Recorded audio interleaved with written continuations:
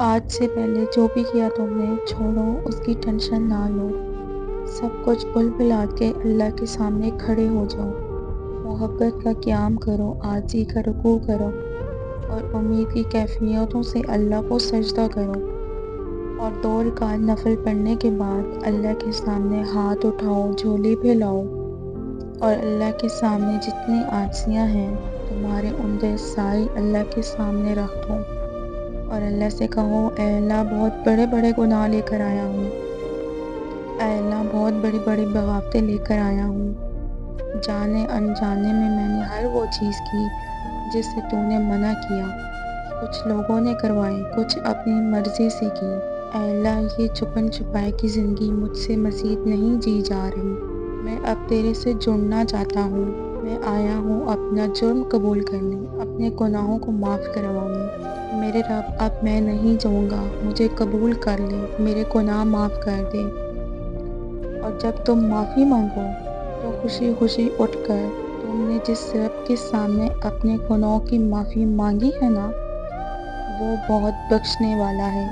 اب یہ یقین کرو اور اس کے بعد سے نئی زندگی شروع کرو۔ کیا مشکل ہے اس میں؟ چھوڑ دو بے حیائی، چھوڑ دو گناہ، چھوڑ دو غفلت۔ کتنی دفعہ کی ہیں تم نے یہ ساری چیزیں؟ کیا فائدہ ملا؟ کچھ بھی نہیں، آگے بھی نہیں ملنے والا۔ بس پھر اپنی زندگی عبادتوں کے ساتھ جوڑیں، علم کے ساتھ جوڑیں، اچھے لوگوں کے ساتھ اٹھنا بیٹھنا، سب کچھ ٹھیک ہو جائے گا۔